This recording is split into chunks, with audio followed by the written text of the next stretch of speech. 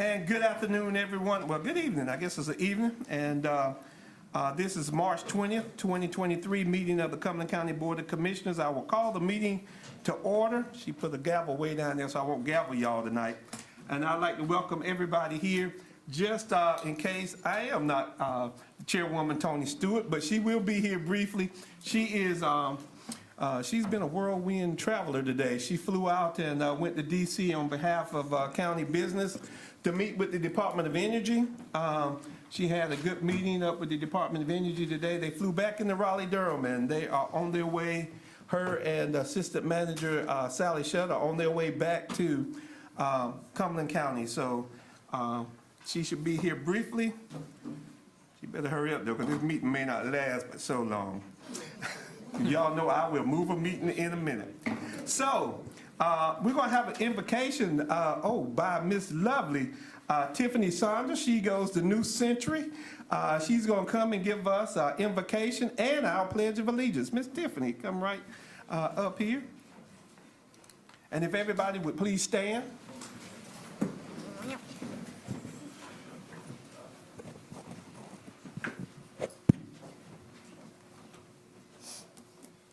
I pledge allegiance to the flag of the United States of America and to the republic for which it stands, one nation, under God, indivisible, with liberty and justice for all. Dear Lord, we thank you for this day. We thank you for the many blessings you have given us. We ask that you would lead our leaders as they make decisions for our county. We pray that they would be the example for our state and country. Please allow our meeting tonight to be productive and meaningful. Thank you for everything. In Jesus' name I pray, amen. Amen. Amen. If you stay back there, that is about the best one. You need to come with her.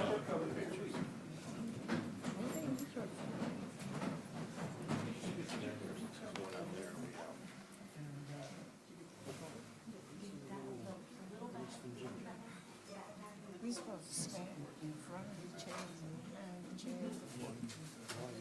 Doesn't matter.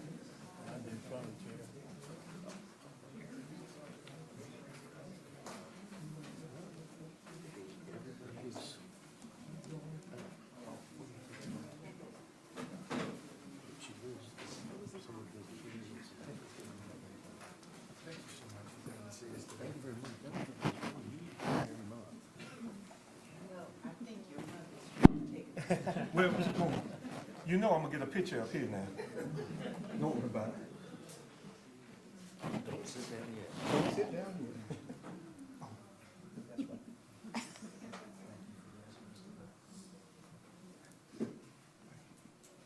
Oh, that's right. All right, Miss Tiffany, come right here. Trinity, right here. Don't y'all get me. Mom said, don't get it wrong now. Turn around and get a picture right here. That's right. You confused her with the judge. 1, 2, 3. 1, 2, 3. That's good. And her mom, y'all want, come on up, they want a picture too. Come on, y'all, in here. Bring your dad too, that's good. The one thing they do know is I like to take some pictures. Don't worry about that. Y'all know that, right? Everybody knows that. Hey, how you doing? All right. You got the upper budget. Yes. One, two, three. 1, 2,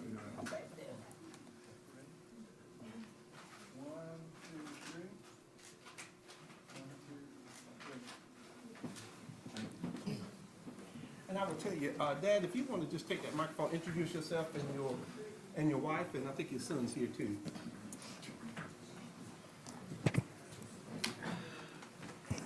Thank you. My name is Richard Saunders Jr. That's my wife, Irisha Saunders, my son, Tyler Saunders, and of course, my daughter, Trinity Saunders. Thank you, guys. Thank you so very much. Thank you. So now y'all make sure y'all tell Chairwoman Stewart I took care of you all. She made sure when she called me on that telephone, she said, you make her feel special. So Trinity, I hope you do feel special because you are special. And thank you so very much for being here with us tonight. All right, that will take us to our Fayetteville Cumberland County youth members. And today we have Dana Allison and, there you go, Good evening. My name is Dayana Allison. I'm a junior at Cumberland International Early College High School, and I'm a member of the Fayetteville Cumberland Youth Council. And my name is Hunter Strada.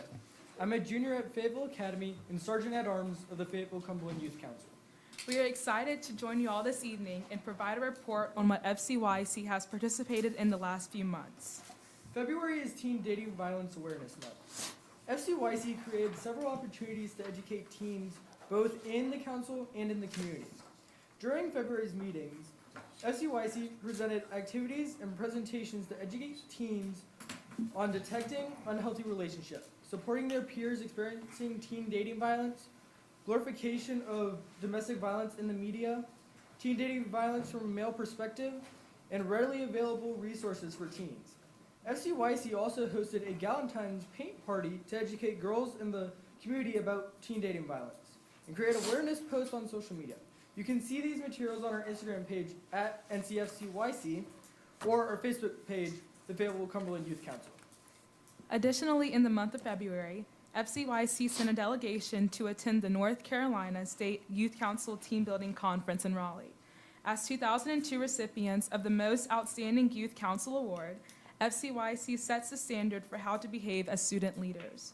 We always look forward to these events.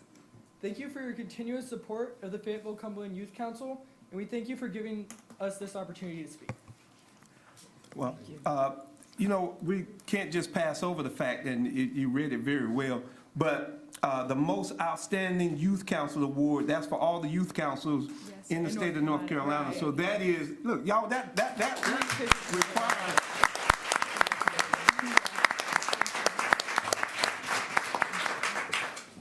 I did take some pictures earlier, but I gotta go give them this.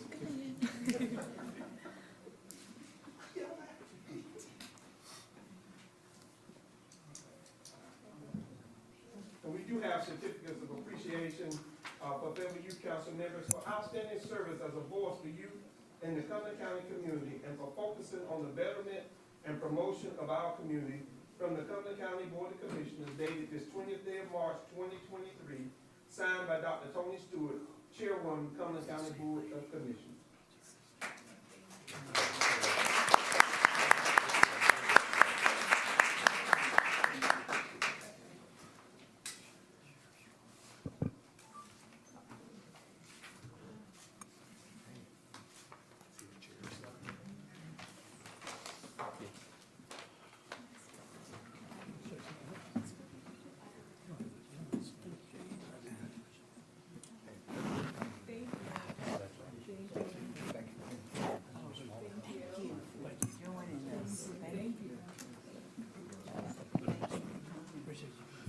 Thank you. Right up here. If y'all come right up here to get another picture.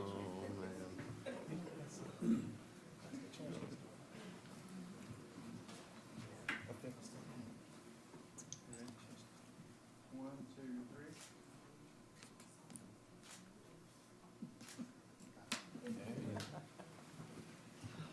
Top of my head.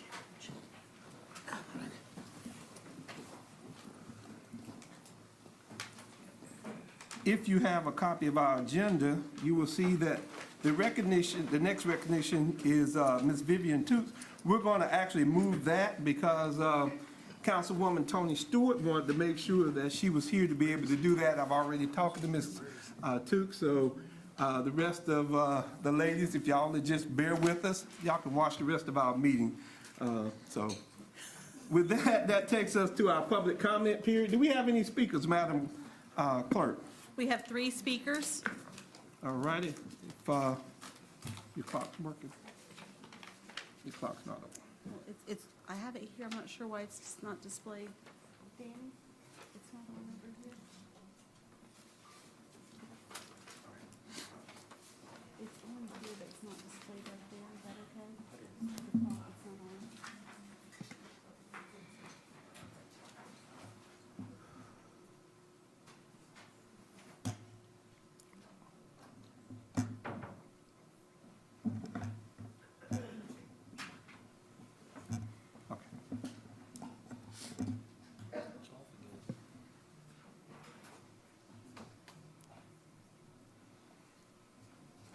There you go.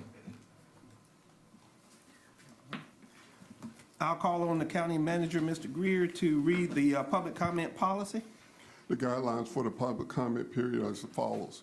The public comment period shall last no longer than 15 minutes. The time may be extended with the discretion of the board. Each speaker will have a maximum of 3 minutes to make remarks until the 15-minute time limit is obtained.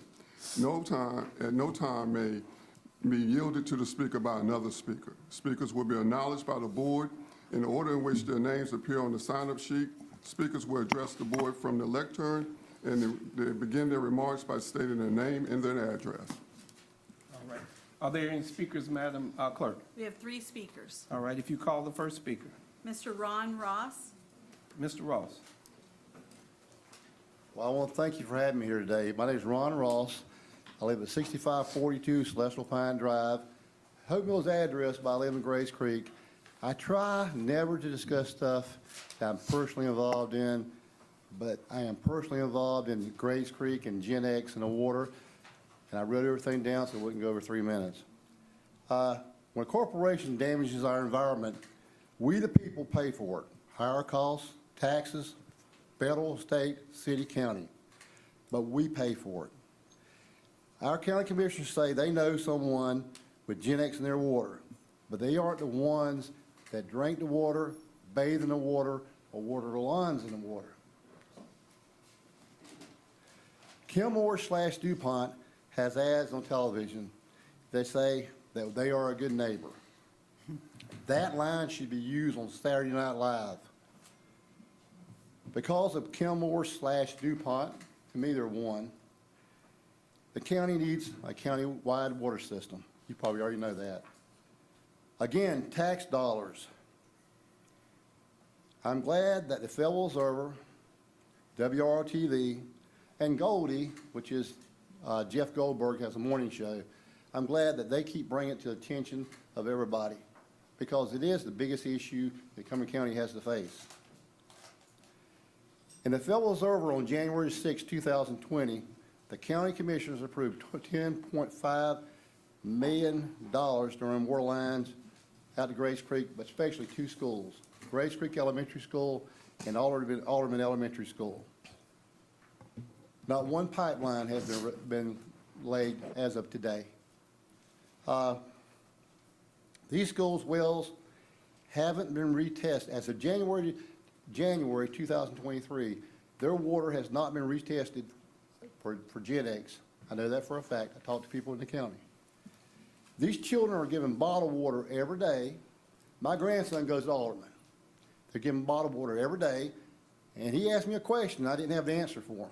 He said, we're not supposed to drink the water from the water fountains. I said, that's right, but we can wash our hands in it. I said, that's true. And they, in the cafeteria, wash their dishes and stuff in it. I said, that's true. He said, well, then why can't we drink it? The school, okay, before, skip the place here. Before the first brick is laid on your new Performing Arts Center, and I've worked with kids for over 54 years to my job, before the first brick is laid on your Performing Arts Center, I think those 2 schools deserve safe water in their schools. And if not, and I don't dislike any of it. I'll let you finish that But sentence. if not, I think y'all should resign from your job. All right, thank you. Next speaker, Madam Clerk. Mr. Gary Geralds.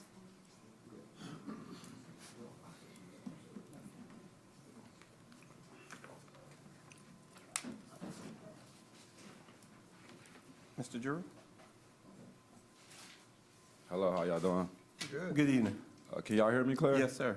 My name is Gary Geralds. I reside You can off pull it up, that mic up a little bit if you want. There I you go. reside off 414 Redfin Drive, but I want to talk about Sapona Road.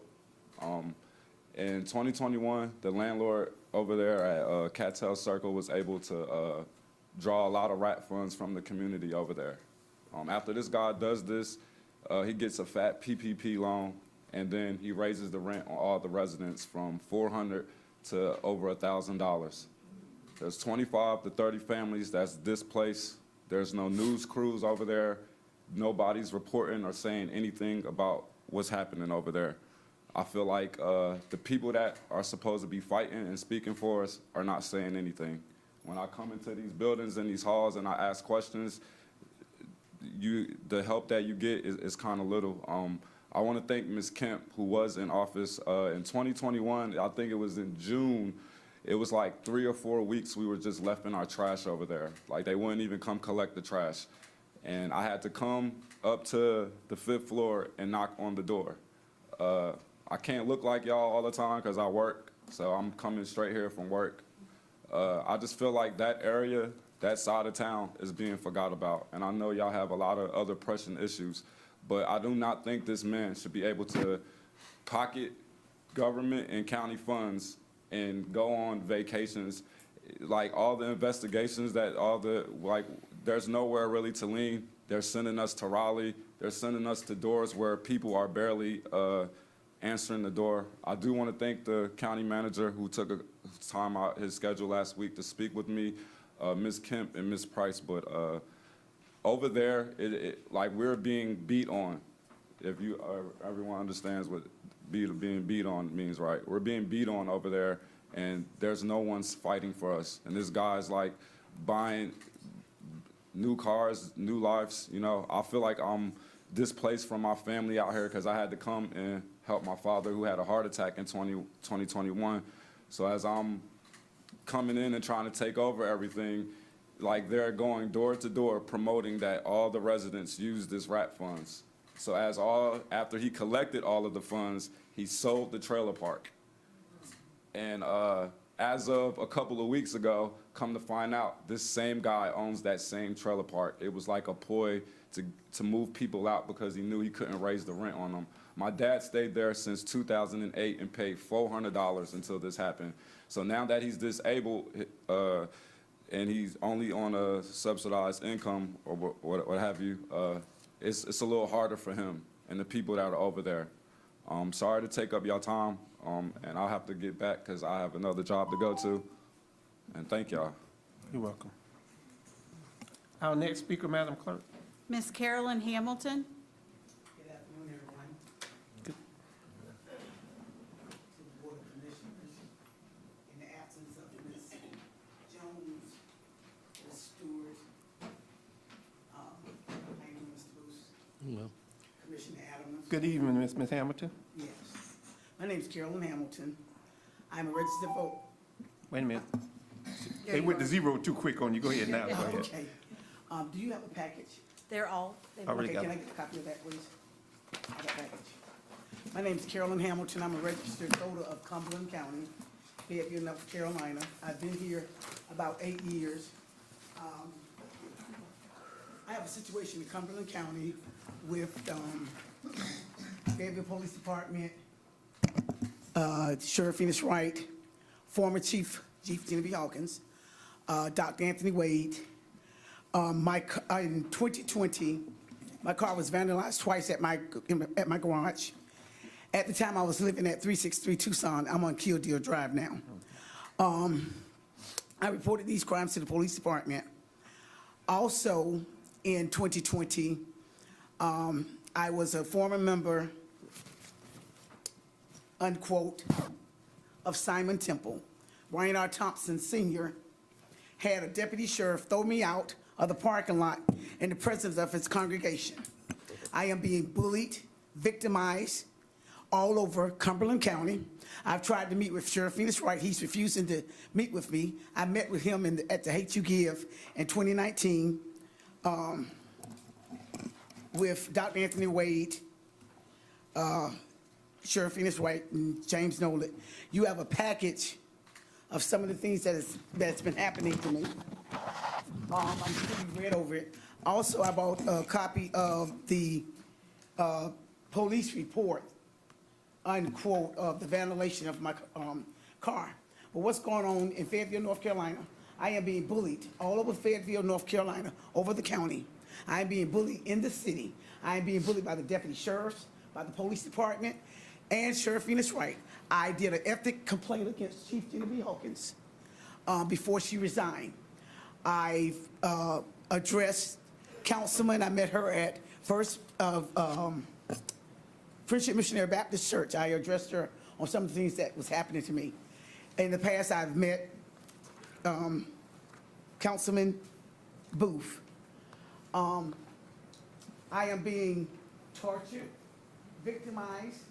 My family was stolen from me. I am being Okay, treated talk to us up here. And I am use the being microphone, treated- because it's on the thing. worse than any human being in the history of this earth, with the exception of Jesus Christ, because my life is being intentionally victimized and stolen.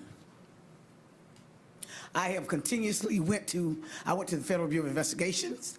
I have called them several times.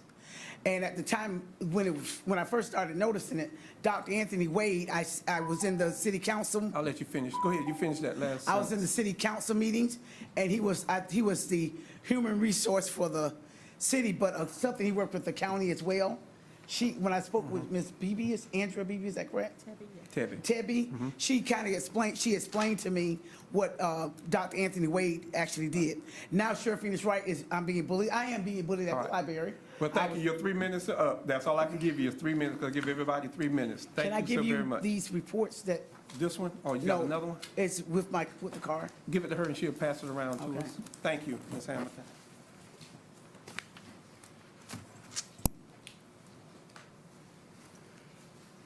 I think that's your pen. Thank you.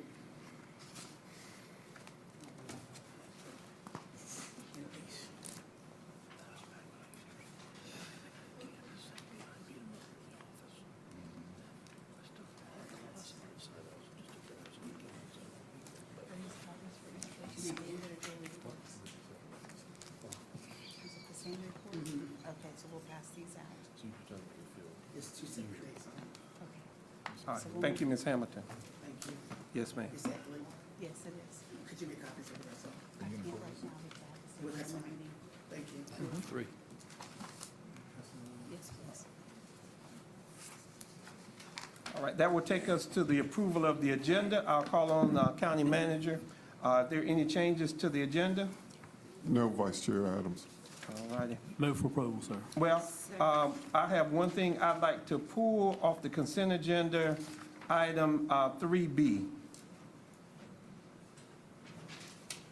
All right, yes, sir. Mr. And I'd like to pull 3A and E2. 3A Are we and just E2. approving the agenda?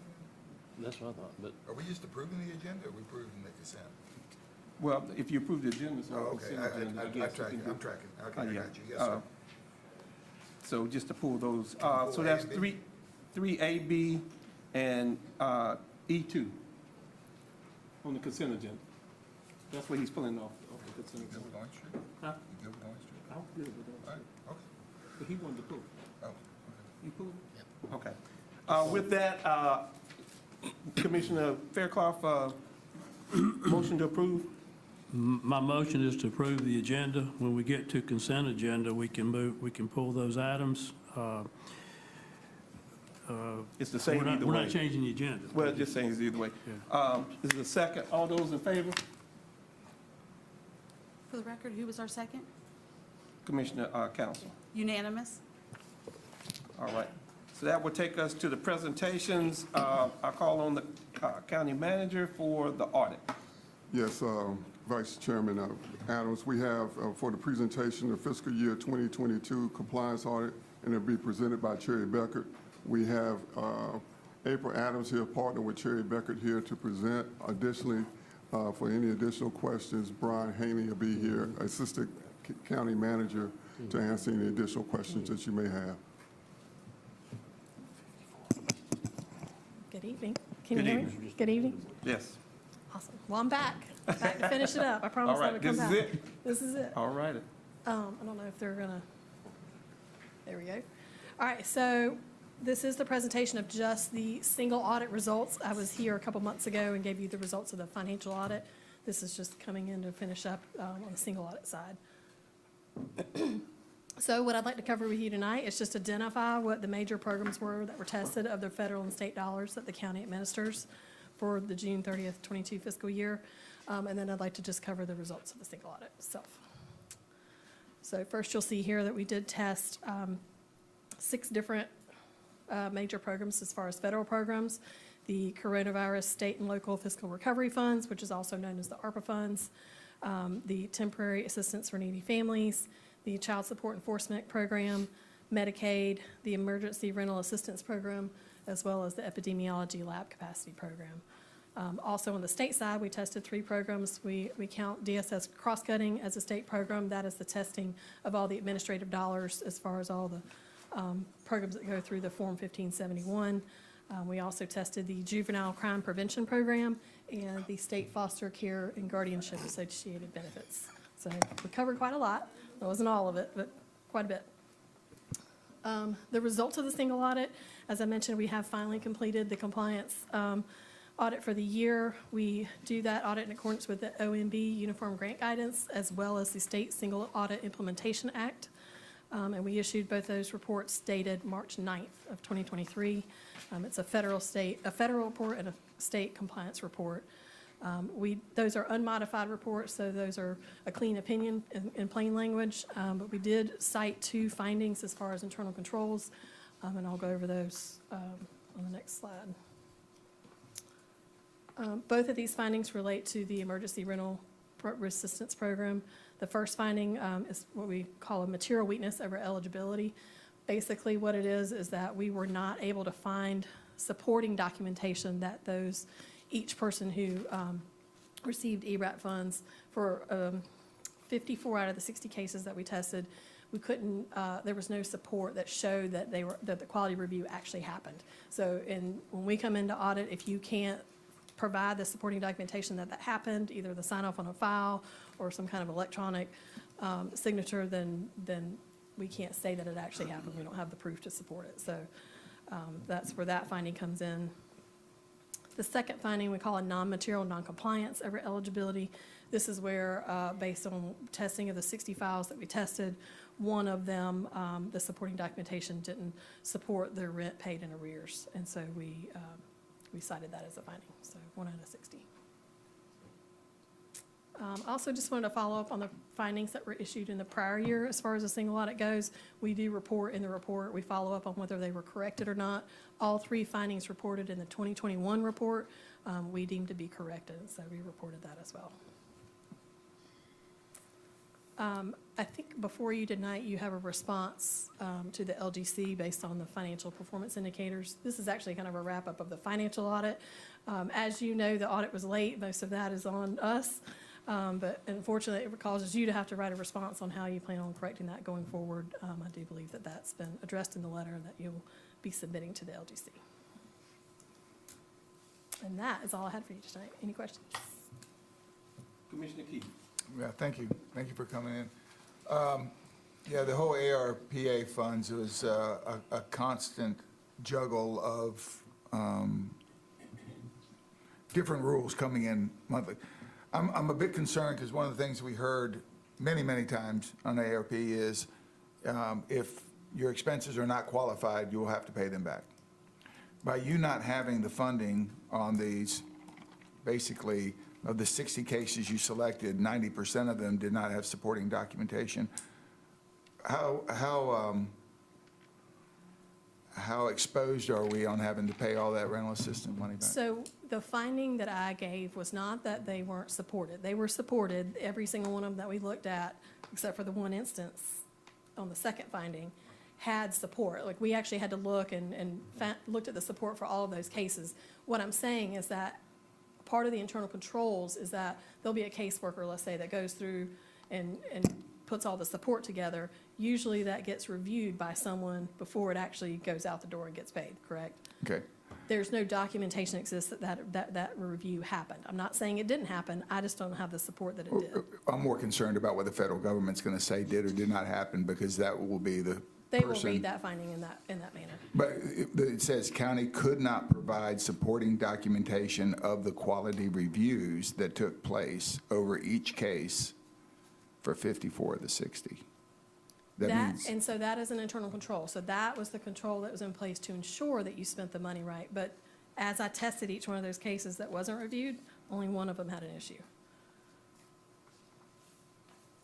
So we're required, as part of the audit, is to look at the actual expenses as well as the control environment. And what I'm saying is that your control environment had a material weakness as far as documentation of the quality reviews. So were we doing it incorrectly? I think it's just, it was a system issue with the contractor that couldn't provide they couldn't provide the support. Okay, thank you. Commissioner Booth. Okay. Did you give a recommendation on how we can do that? Do we need another person? Do we need another financial person with Vicky or something? Or So- where do we fill in that plug? As- 90% wrong. I mean, So they had to do with the cases that were handled by the contractor. So as soon as the case is turned over to the DSS, the 6 that didn't have a finding were done by DSS because they could provide the supporting documentation. So it's been fixed now that it's over on the DSS, and DSS has been handling ERAP since. okay, and then the one that was wrong, was that missing a receipt? The receipt and the funds didn't match? Somebody that didn't have authority to sign it signed it? Nobody signed it and they're supposed to? What was the one? What was the issue? It did, the supporting documentation did not support the rental payment in arrear, so it just the documentation, it didn't add up. They messed up that one. Right. Okay. And that was through the contractor. That was Yeah. a case handled by the contractor. All yes. all of these were, once it got to us, it was corrected. There were no issues on the 6 DSS cases that we tested. Thank you. Can I follow up? Yeah, go ahead. Okay. Regardless of the contractor, though, aren't we ultimately responsible That's for the correct. funds? That's correct. Okay. And forgive me for the persistence here, but I'm also chair of the ARP committee. And we took painstaking, detailed on all of this to make sure that when we realized the contractor was not able to properly perform, that's when we moved to DSS, which it sounds like was the best move to make. But all the funds, there was a pretty significant amount of funds that came in through the contractor. In my personal opinion, I think the reviews happened. They just couldn't provide the documentation, which, when you're an auditor, it Right. means it didn't happen. Under the Yellow Book standards, under the uniform guidance, that's what we have to work with. So it's just an unfortunate thing that the system used couldn't provide that electronic sign-off. It just wasn't enough support. So will we need your audit, though, to move forward with federal government to justify our expenses? I think that if they see the material weakness and they come in and ask questions, they'll come to the same conclusion. Okay. All right, thank you. All right. Any other questions? In your packet, you saw the letter to the local government commission, which is why the audit was late. If I can get a motion, if you've read it, it has the, to the local government commission and the action plan, and it has a signature page for each one of us to sign. If I can get a motion for us to be able to sign that letter to the local government commission. So moved. Second. It's been moved and second. All those in favor? All right. Unanimous? Thank you so very much. All right. That takes us to the consent agenda, and if I'm not, we've been asked to pull 3A, B, and E2. With those, that will leave C, D, and E. E1, if I can get a motion to approve those. So moved, Mr. Chairman. Second. It's been moved and second. All those in favor? Unanimous? All right. 3A, Mr. Commissioner Booth.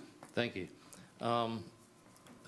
Also, I don't have any real problem with it since everybody's mulled it over and we've been talking about doing this for a long period of time.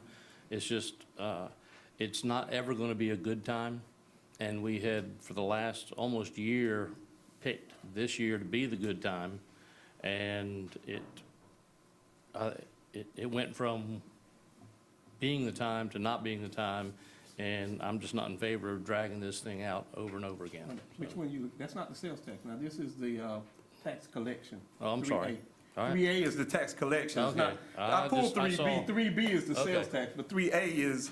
I'll save that. And these are the ones that, and these towns, Linden, Falcon, Hope Mills have already signed theirs, voted on it, and sent back. Okay. We're waiting for the other towns. This is the approval of the property tax collection agreement. I apologize. So I you're just okay got with through that? reading All right. So you're okay with that? the letter from everybody about asking us to Yeah. change it. Yeah. All right, Okay. that's 3A.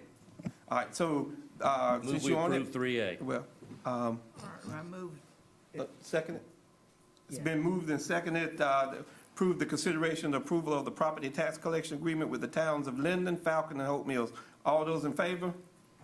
Unanimous. All right, Mr. Booth, I'm gonna let you go to E2, which is the historic Orange Street School Restoration Project. Yeah, this is just a personal thing. I can't get an answer to what, we haven't done any bids, any lets, any requests for anything, and where the figure came up with.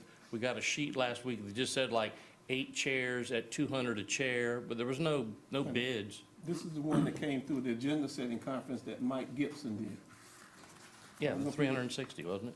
350, I think it was. 350? Well, that's what I'm saying. It's not a Parks and Rec, it's not a splash pad or a pool or anything like that. I understand there's gonna be a recording studio in there, and I don't know how that does for 300,000 plus citizens in the county. I was on the board of, in fact, Ron was too, of the Boys and Girls Club, and we give them like $7,000 or $10,000 a year, and they deal with hundreds of kids countywide as daycare after school, and then basically babysitting during the summer, where you have an adult watching them, feeding them.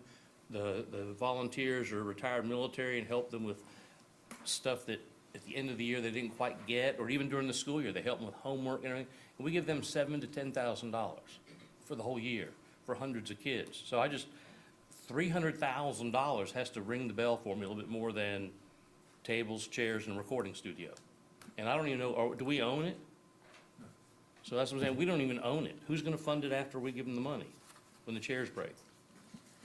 It will be an agreement with the city department of recreation. Cumberland Okay. County Parks and Recreation. Yeah, well, Thank that's, you. okay. Commissioner Booth, if I can get a motion to approve, So move, Mr. Chairman. if I can get a second? Second? It's been moved in second. All those in favor? Voting in favor, Commissioner Fairclough, Commissioner Council, Commissioner Adams, and Commissioner Keefe. Voting in opposition, Commissioner Booth. All right. That does take us to the item that I pulled, which is B, which is consideration of the approval of the interlocal agreement for sales tax distribution. I actually just pulled that. I'm in agreement with it. I think our interim county manager, when she was there, Ms. Pascal, and then county manager, is in agreement for us to be able to do this. But I didn't want it to be buried into a consent agenda because of the fact that there's been a lot of stuff in the press as to this board and draconian efforts that we were going to do to go from per capita to ad valorem, which is in the best interest of the county and all the citizens of this county. But we did hear from these small towns and these small municipalities in terms of, and I think the interim county manager is going to put up in terms of what they were going to lose. If you just go through that slide for us just for a moment. This is the one you were really I Well, you don't have it, but you have can- it on the screen. Okay. I have it on my computer. Yes, ma'am. So the city of Fayetteville was set to lose $9.7 million a year. Eastover, $646,000. Falcon, $72,000. Godwin, $13,200. Hope Mills, almost $9 million. Linden, $21 million. Spring Lake. Linden. No, wait, Linden can't be 21 million though. I'm sorry. Audit. 21,000. Yeah, I doubt their budget's anywhere near there. I'm sorry about that. That might be bigger than their budget, I'm not sure. It probably is. Spring Lake, about $1 million. Stedman, $167,000, and Wade, just shy of $100,000. Okay. And the reason I pull this is that for those small municipalities, it may not sound like a lot, but for their budgets in terms of what they were going to lose in the short term and having to do this, and it would have been a 14-month period for them to be able to do it. This board was looking at giving early action to it, so if they had to adjust this budget and the next budget. But we came to this, my fellow commissioners understood that, and I think the proposal that this board put forth, which is to leave it at the 2022 rate and then to take the 100% of the growth from this point on, which is a gamble for this board. If there's no growth, we get nothing. If there's growth, we get 100% of it. So even at this particular point, and I would ask that, I don't know if you have it in front of you, what the county was losing or would have gained had we done this. So if the county had gone to ad valorem, next year we would have lost, between the county and the school system, $9.7 million. So we would have had that shortfall next fiscal year. But then after that, we would have gained. We would have gained, but if you look at a three-year period, we're better off doing the agreement than not doing the agreement. And I don't know if this goes back to Commissioner Keith. I don't know if you were on City Council when they did the Big Bang, which is kind of when this sales tax agreement came along. I think Commissioner Faircloth and Commissioner Council was there at that particular time to undergird these small towns. So the reason I'd say this is that I thought it was disingenuous to the people out there who were talking about this board and my fellow commissioners as to us being ready just to do in these small towns and these municipalities, which was far from the truth. I think if you look around the state, that besides Durham County, which only has one city within it, and one other of the large metropolitan areas, everybody else is doing ad valorem except for us, and that's because of what we did for these small towns. And so I just wanted to make sure it wasn't buried in the consent agreement. I think we all in agreement that this new sales tax agreement will work, and it will work to the benefit of these towns. Commissioner Keith.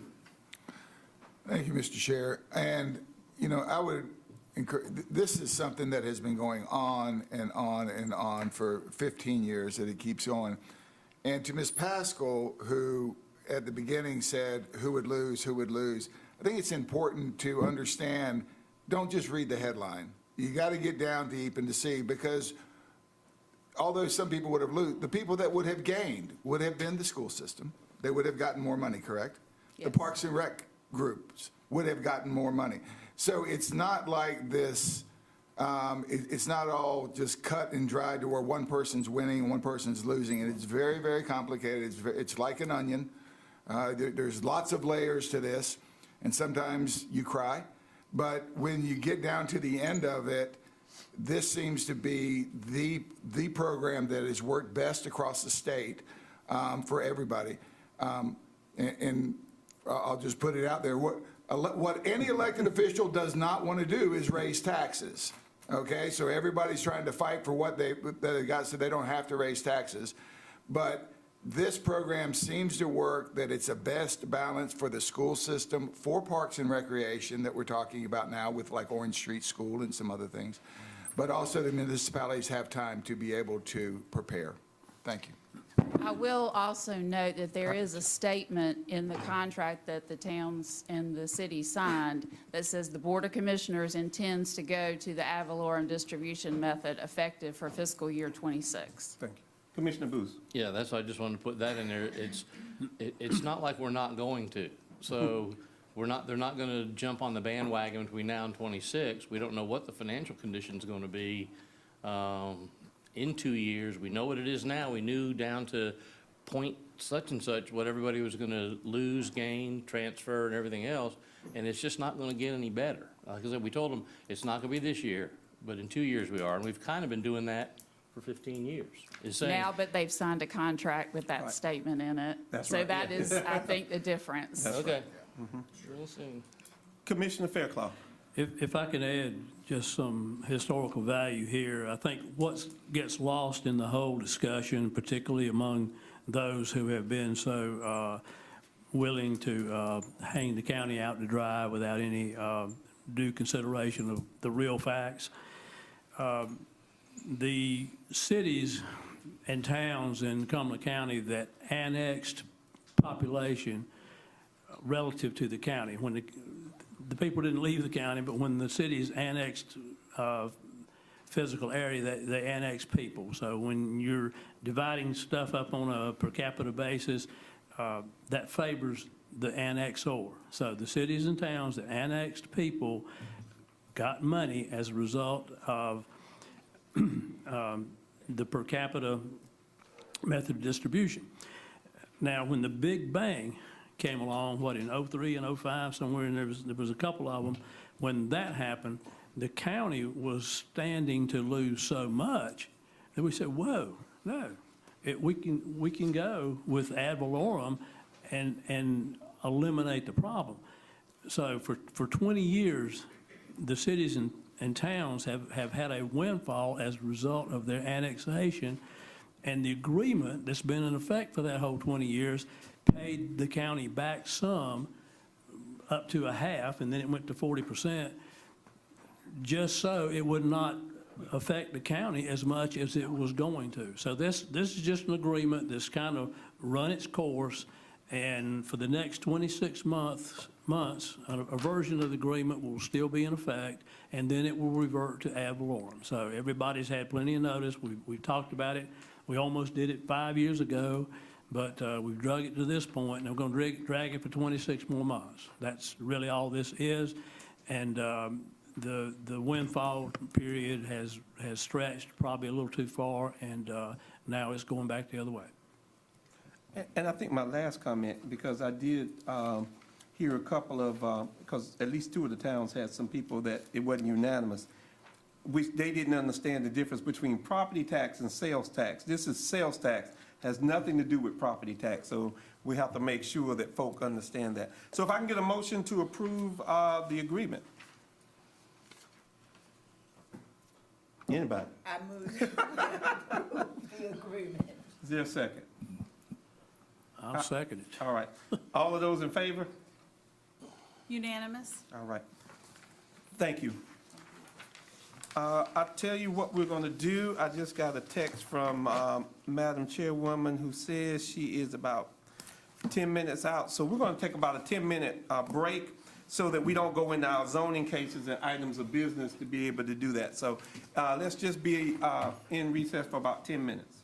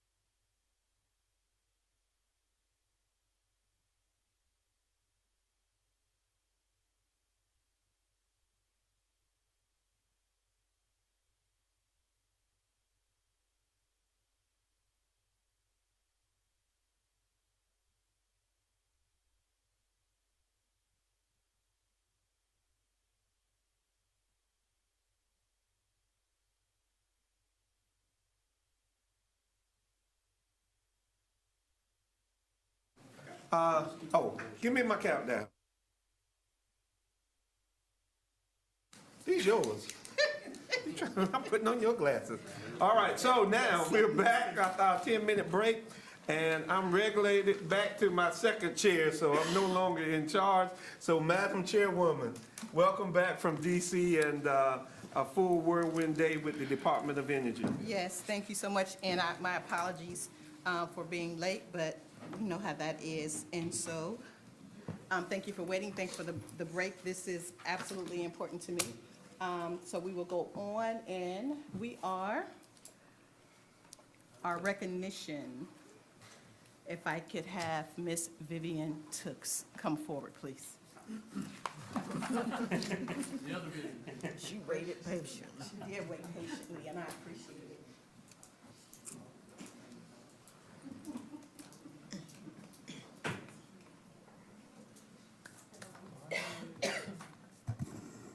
As you all know, it is National Women's History Month. So in honor of that, I wanted to take the opportunity to recognize the longest-serving Cumberland County employee, which is Miss Vivian Tooks. In October, she will have served with the county for 41 years. If we can give her a round of applause. Absolutely deserves a standing ovation. She is absolutely worthy of this recognition. Absolutely. In October the 1st, 1982, she was hired as an eligibility specialist, 1, in AFDC eligibility. In 85, she was promoted to social worker 2. In 93, she was a lateral 2 social worker 2 in jobs or JOBS, one of the two. In 94, she was promoted to social worker 2. In 99, promoted to social work program manager. In 2012, she was promoted to social work program administrator 1 in economic service. In 13, the position was reclassed to social work program administrator 2. 19, she was promoted to assistant director in human services and economic services. In July the 3rd, 2022, her position was reclassified to social work program administrator 2 in economic services due to agency reorganization. So at this time, the Board of Commissioners wants to thank you for your years of service and present you with this certification. It says Certificate of Appreciation. This certificate is presented to Vivian Tooks in grateful recognition for over 40 years of dedicated and faithful service to Cumberland County. Your dedication, time, and talent are vital to the Department of Social Services and to the people and families that you assist. Thank you, thank you, thank you.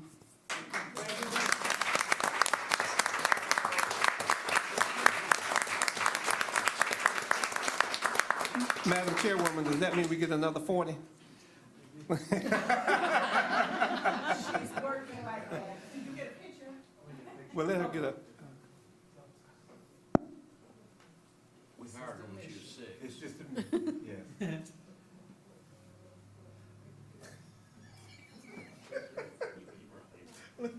I'll do a photo bomb. He did. He did Glenn photobomb. Okay, we're gonna take some pictures of it and come forward. Well, you know, it's gonna be just a little. That's right. 1, 2, 3.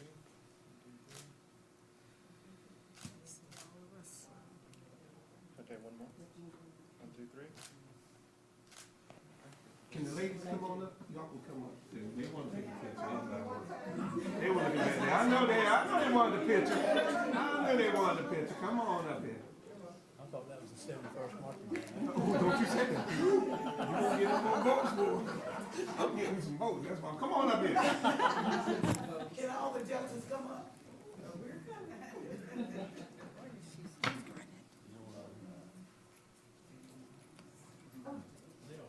Y'all come on here. Y'all sisters, y'all get a little closer.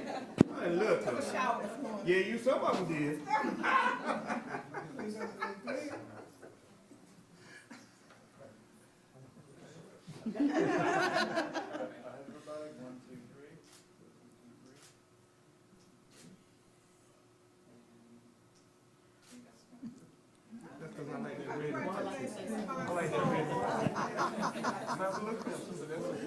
They've been here a long time waiting too. Ms. Toots.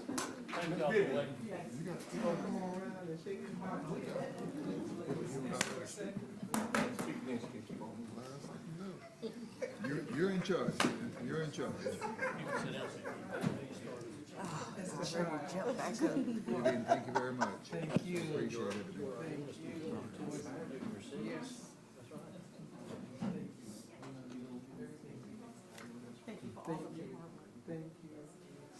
Thank you for staying at the time. We enjoyed every minute. Enjoy some more. Oh, Jesus. She's going to say a couple of words. I understand, I heard the word 3 minutes, and a lot of people know me. I will not be long-winded tonight. But you know, when you start thinking about time and where were you and what were you thinking, and I can't tell you, in the years that I've had here at DSS, I've had a lot of good thoughts, and I've enjoyed myself beyond anything you can imagine. So I just want to say to you, I'm honored, and I have had the privilege of standing before you this afternoon and listening to all the things that have gone on around me. But I can always say that we are all truly blessed, and I know I was truly blessed to have the opportunity to be working at Department of Social Services for the past 40 years. I don't know where the time went. I've been having a good time. I enjoy my staff, the community, and the one thing I love more than anything is my ability to make a difference in the lives of people. Above all, I want to thank two incredible, incredible women. They're my angels now, on whose shoulders that I stand at this time and will always stand. My grandmother, Miss Frankie Henrietta Smith McBride, and my mother, Miss Dorothy McBride Barnes. These women instilled in me strong work ethics, integrity, self-discipline, and to never, never give up on a dream. My family, who have been very supportive to me in so many ways during these years and have been all a part of my journey. I have two children, Frederick and my daughter Elena, and my late husband, Willie. I will say that Willie is nothing that he wouldn't do for Cumberland County DSS. I think he enjoyed it more than I did. I want to acknowledge my schools, the one that in my heart, E.E. Smith. I was in the class of 1970, Fayetteville State University. And the one thing about Fayetteville State, when I was a little girl, going to Washington Drive, my mom a lot of times didn't have that 15 cents to give me. And so what I did is I would walk. And halfway there, I would go through the campus of Fayetteville State, and I would sit down on the benches and pretend I was one of the students. And I would say to myself, I was only in the 9th grade, I'll be back one day. And I thank the Lord that I went into the military, the Women's Army Corps, and I was able to come back at a later time for school. You know, dreams are sometimes delayed, but do not ever forget your dream. I would like to also extend my sincere thanks to my leadership, past and present. You never forget who lifted you up. Barbara Brooks hired me on October the 1st, 1982, as an eligibility specialist 1. Richard Everett was my supervisor for 26 years. Douglas Smith, Marvin Rouse, Larry Moore, and our directorships, Chip Modlin, Bill Scarlett, Heather Skeens, and Brenda Reed Jackson. Thank you. Thank everybody. Cumberland County, we know we're simply the best, and we got to do the best for our citizens. Thank you.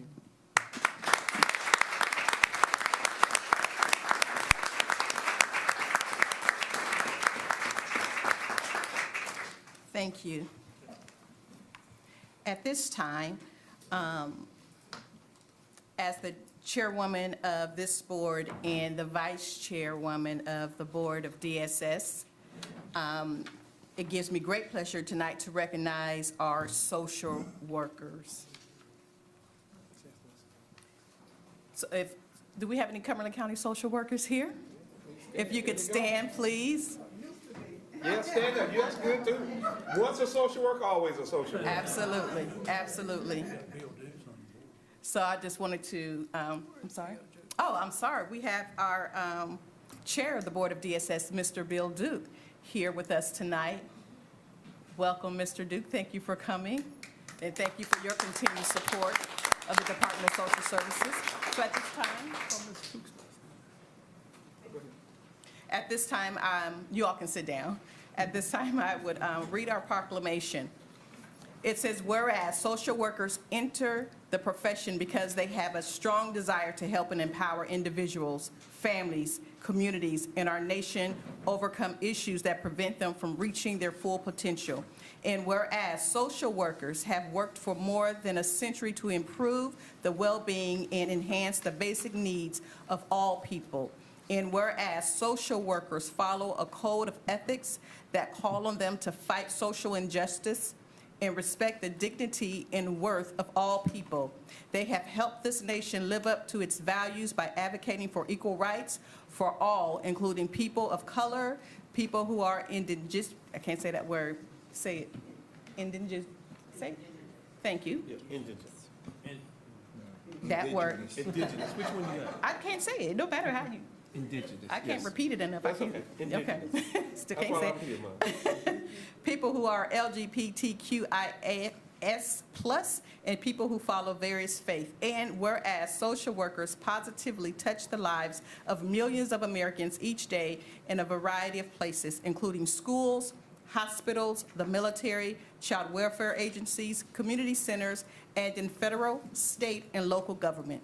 And whereas social workers are the largest group of mental health care providers in the United States, they are on the front lines of the nation's opioid addiction crisis, assist with recovery from natural disasters, and help people cope with death and grief.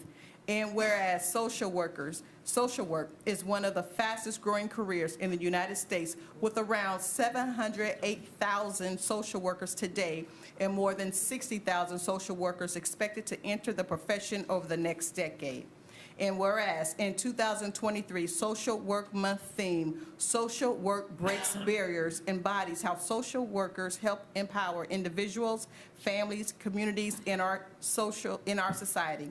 Social workers continue to push for change that make our society a better place to live. Now, therefore, we, the Cumberland County Board of Commissioners, do hereby proclaim March 2023 as Social Worker Month in Cumberland County, and call upon all citizens to honor and support the social work profession. Adopted this 20th day of March 2023, signed by myself, Dr. Tony Stewart, Chairwoman of the Cumberland County Board of Commissioners. Thank you for all that you continue to do.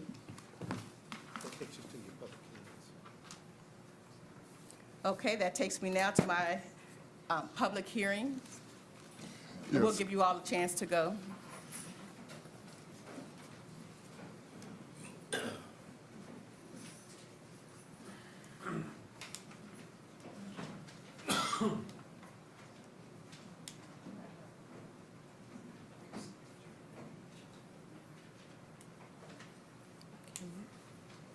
Okay, County Manager. Good evening, If you could Chairwoman read the Stewart. public comment policy. Okay. Tonight, we have two rezoning cases. The guidelines for public hearing are as follows. Arguments by the proponents and opponents should be limited to a maximum of 10 minutes for each side. If there's no group representative or representative, each speaker shall be allotted a maximum of 3 minutes until the 10-minute time limit is attained. Rebuttals will only be permitted at the discretion of the chairwoman with a maximum of 1 3-minute presentation by each side. Okay, we will now, Wait a minute, one last thing. Our Planning and Inspections Director, Ross Howard, will provide an overview of both of the public hearings before they're open. thank you. Thank you very much, Mr. County Manager. Good evening, Commissioners. Mr. Howard, we're going to move on to, not move on, we are on zoning case 220080. Yes, ma'am, you're correct. Okay. So, we've just the PowerPoint queued up here. So as you stated, this is case ZON 22-0080. Before I get started, I would like to recognize that we have Mr. Stan Crumpler, who is the chairman of our planning board in the audience, who is here this evening. So this first case, as you can see by the location map that you see before you with the star, is fairly centrally located in Cumberland County, situated between the city of Fayetteville and Eastover off of Sweetie Road. The applicant and the owner is Mr. Herbert Dukes, the agent's Gerald Kennan. The request is to go from A1 agricultural to R40A. R40A is our standard basic 1 acre lot. The difference between the R40 and the R40A is that the R40A does allow for manufactured homes. So the intent for this owner is to, as you can see by, let me get the pointer here, by the highlighted, you can see Sweetie Road here. Sweetie Road here to the south. You can see Custer Avenue here. Sits somewhat right at the Fayetteville city limits, but it's these 3 lots that you see that are in the configuration. The back lot is a landlocked piece of property, and then you have 2 lots that are sitting right here. Combined, it's about a 3.1 acres for the request. So this is the subject property, fairly rural out in this particular area, but it's pretty much single family, and there is the River Road Community Center that sits just across the street from this site. So when you look at the zoning, again, there's a single-family home that sits, it's all zoned A1. There is another R40A that is just down the road from here on Sweetie Road. There's a manufacturing zoning district just right around the corner on Custer Avenue. The intent of the owner, at least as it was expressed to staff, is the owner wishes to take all 3 lots. He would recombine it into 1 lot, which would thus fix the non-conforming situation that you have with the back property, and then split it in order to be able to put a home on the back part of the land, a second home. There are some presence of hydric soils out in the area. There is a water line that is to this particular piece of property, but there is no sewer, so they would have to go through the process of obtaining a septic permit. This particular piece of property is within the Eastover land use plan area. The plan itself calls for rural density residential with a density of 30,000 square foot cap, so, or I should say a floor. So the R40 being more than 30,000 square feet would be plan compliant with the plan. So this is standing on the subject property. I was going to call the attention to the location map here, but you can see there is a driveway that runs through the middle of the property. That long slender lot that sits to the eastern part or the eastern edge of the property is basically this stand of trees that you see to the right. The driveway itself kind of hugs the property line and then goes back to the property in the back. So again, there's the existing single-family home that sits on the site. When we go back into the property, there was some structures that were back here that were taken down, but currently there's no homes in the back. There are these Connex-type cargo containers that you see back there for storage, but for the most part, it's just wide open with no structures on there. This is the east view looking on Sweetie Road. You can see there's the sign that we put out as customary for state statute requirements for public notification. This is looking south on Sweetie Road, immediately across the street. And this is the west view looking back in the opposite direction along Sweetie Road. So staff had recommended approval of the request. When we took this to the planning board at last month's meeting, it was a unanimous vote of 6-0 to support staff's recommendation of approval. And I'll try to answer any questions that you have. Are there any questions? Okay, we will now open the public hearing. Madam Clerk, are there any speakers? There are no speakers. We will close the public hearing. Being there no questions or any discussion, Madam Chairwoman, in case zoning 2280, I move to approve the rezoning request from A1 Agriculture District to R40A Residential District. and find that the request is consistent with the Eastover Land Use Plan, which calls for rural density residential at this location.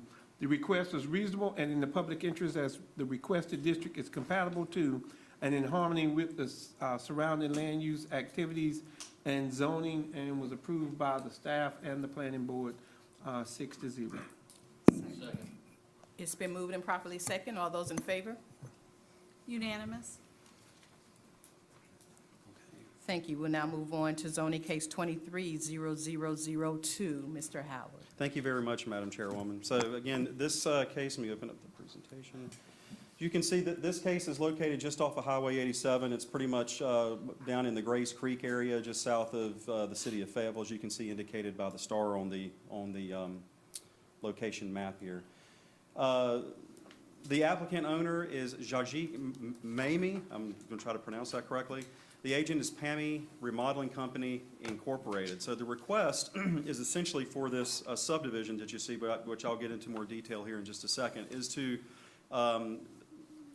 go from CD Conservancy Conditional Use District to R15 CUD Conditional Use District. The intent is to place 2 single-family homes on the 2 lots that are in this existing subdivision for just a little over a half acre of land.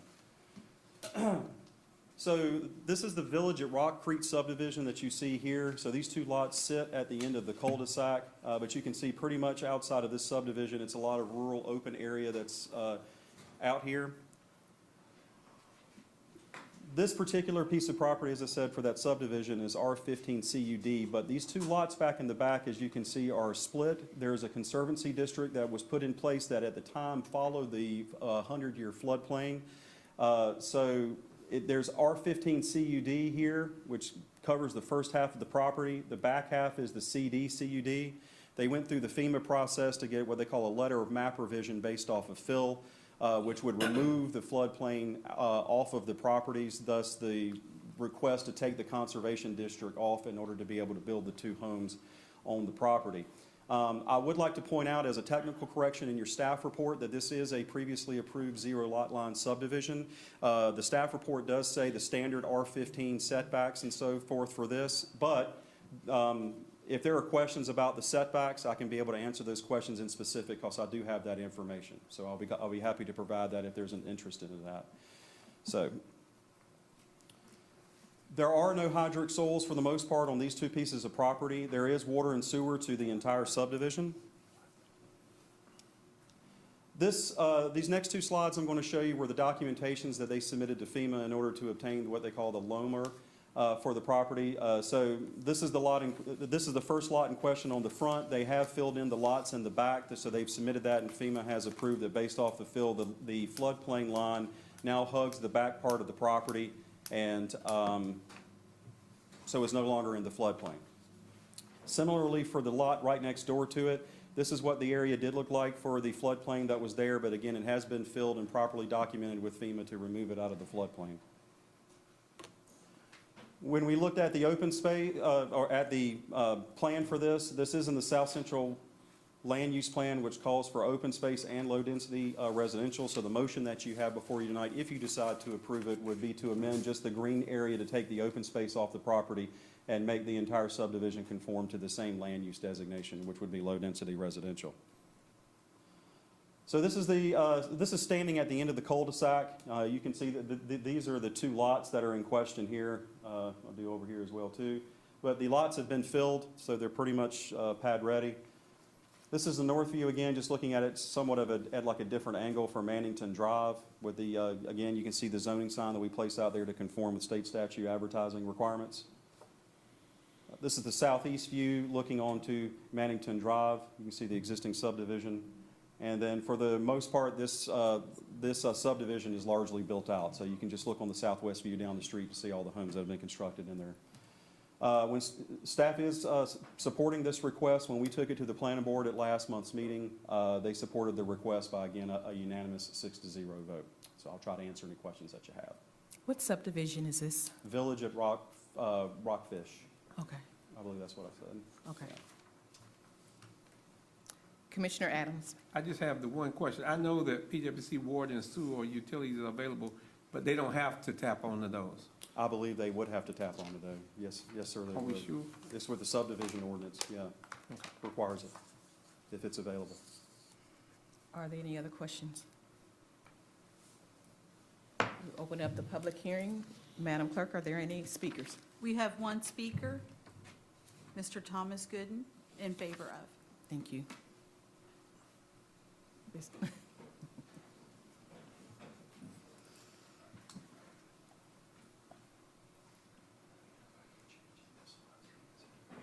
Good evening. Good evening. My name's Thomas Gooden. I live at 2214 Mirror Lake Drive here in Fayetteville. I'm just here to answer any questions that might be involved or have any concerns in this. There is public water and sewer that were put in place when the street was built, and the taps are already there. It's just a matter of paying the fees and hooking on, so everything's in place for that. Everything was properly permitted. It went through all the legal chains of response. There's actually been compaction tests on the lot to make sure that the lots are build ready and that everything is compacted properly for any construction as far as residential use. And other than that, that's all I have to say. Any questions y'all might have? No questions. Thank you. Thank you. Are there any other speakers? We have one speaker opposed, Okay. Mr. Joshua Delgado. Mr. Delgado? Okay, not present, and that was our only speaker. That is our only speaker. We will close the public hearing. Commissioner Fairclough. Madam Chair, in the case of ZON-23-0002, I move to approve the rezoning request from CD/CUD Conservancy Conditional Use District to R15/CUD Residential Conditional Use District and find one, the approval is an amendment to the adopted current South Central Land Use Plan, and the Board of Commissioners should not require any additional request or application for amendment and map to this request. Two, the applicant has obtained a letter of map revision from FEMA to remove the flood boundaries from the affected lots. And three, the existing land use plan designation of open space is based off the pre-existing flood hazard lines, not the recently approved FEMA flood hazard lines. The request is reasonable and in the public interest, as the requested district would be compatible to and in harmony with the surrounding land use activities and zoning. Is there a second? Second. It's been moved and properly second. All those in favor? Unanimous. Thank you very much, Commissioners. Thank you. We will now move on to items of business. Mr. Manager Greer, if you will introduce the next item. Yes, the first item, 5A, consideration of the April 13, 2023 agenda schedule change. The NCACC rescheduled our event that was supposed to happen in March, and they have requested that we do the NCACC annual district meeting on April 13th. In order for us to accommodate that, we would have to move our agenda session from Thursday to Tuesday. Are there any questions, discussion? Commissioner Keith. Yeah, I just want to put on for the record, that is the fourth time this year that we've moved from Thursday to Tuesday. Yes, it is. Why don't we just move to Tuesday? I mean, it's fourth time. What's the sense of doing this? If it's not working, if Thursdays aren't working, then let's just change it. We haven't had a Thursday meeting all year. Okay, that's all I want to say. Any other questions, discussions? If I Motion, can we get a move it motion. to that Tuesday, April 13th. Is there, all those in favor? Voting in favor, Commissioner Fairclough, Commissioner Council, Commissioner Stewart, Commissioner Adams, and Commissioner Booth. Opposed? Commissioner Keefe. Thank you. We'll move on now to items of business 5B. Mr. Greer. Yes, 5B is the consideration of the dates for the upcoming budget presentation and finalization. We anticipate presenting the budget on Thursday, May 25th, and then you see the following dates for the presentation, the work sessions, and the public hearings. And we just have for approval of these dates. Are there any questions or discussion? But that June 5th, we meet twice. We meet that morning and then come back that afternoon. I mean, One is an optional work session if we need it. but you're gonna have the budget public hearing that night, so we gotta come back twice on that Monday. We have to come that morning, then we have to come again at 7 o'clock that evening, right? I'm just trying to get it straight. We Just, gotta, Why don't we move that one to Tuesday? Okay, Thursday. Okay, Thursday. Touche, yeah. he got you, didn't he? I mean, that's just all day. I mean, well, I just bring that to your attention that we do meet that morning. I agree, come back I agree. That afternoon. I don't know why we couldn't have it on that, that budget, public hearing on that, Wednesday. Yeah, Madam Chair, I got a question. Yes. We got a memo about the state is trying to push this thing through to let people know if, on the public hearing on budget and taxes or anything like that. That wouldn't take effect this year, would it? No, okay. Thank God. you. I mean, could we move that to the Wednesday? The public hearing? Yeah, I mean, it's a budget work session, just make it the budget public hearing and the optional work. I don't see why we need to come twice on that Monday. I don't see why we need to mess, I'm sorry, Commissioner Council. mess with Tuesday. I didn't do Tuesday. I skipped Tuesday, I just went to Wednesday. Oh, okay. I'm Madam sorry. Chair, one Commissioner Fairclough. thank you. One suggestion, Glenn, might be, let's have a work session after the public hearing. They're usually pretty short. If we don't have department heads charging that. You talking about, but the problem is, that's in the morning, it's a morning meeting, and people at work, so I wouldn't want to have a public hearing while people couldn't get here. That doesn't make sense. You talking about that Monday morning? No. What day you talking about? Wednesday. Yeah, I'm just saying, The public, hold on. The public hearing is actually, it's that Monday, June 5th. yes, but it's at 7 p.m. So I you want to understand move it that. I got to, a morning meeting that morning Okay. at 9 o'clock. you're talking about moving to Wednesday, though, Yeah, just right? move it to Wednesday at 7 o'clock. Okay, Yeah, that's what I'm saying. yeah. But I'm saying you could add, you could add, if you need a public, if you Oh, need yeah, a the work optional. session, you could have it Yeah. after that. Yeah. So if we could change that, that's all I'd ask, is to move that public hearing to that Wednesday. So I'll have to come back now. With that, I would, if we can do that, I'd move to approve that. Nobody has that. There's a second. Is there a second? It's not a Tuesday. It's not a Tuesday, second. I'll second it, but I'd ask exactly what it is we're voting on.